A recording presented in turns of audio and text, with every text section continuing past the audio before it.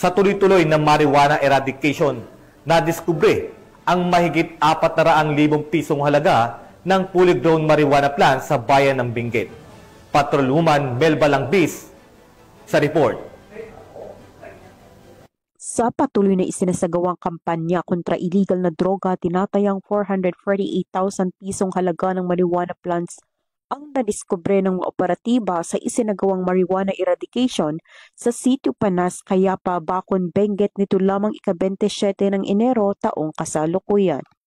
Ayon kay Police Colonel Joseph P. Bayungasan, Provincial Director ng Benguet Police Provincial Office, matagumpay ang operasyon dahil sa pinagsanib pwersa sa panguna ng 1st Benguet Provincial Mobile Force Company katuwang ang matauhan ng Bacon Municipal Police Station, Provincial Drug Enforcement Unit, Benguet Police Provincial Office, Regional Intelligence Division at Philippine Drug Enforcement Agency Cordillera. Ang operasyon ay nagresulta sa pagkadiskubre ng 3 plantasyon ng marijuana na may kabuuang lawak na 280 square meters at may nakatanim na 2,240 piraso ng fully grown marijuana plants na nagkakahalaga ng 448,000 pesos.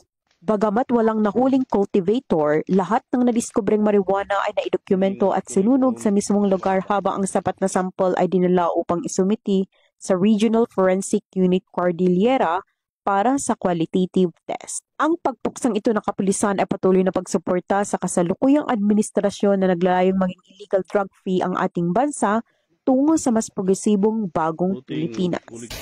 Mula dito sa Region Cordillera, ako ang inyong PNN correspondent, Patrolwoman Melba Langbis, alagad ng batas, tagataguyod ng balitang pulis. Maraming salamat, Patrolwoman Langbis.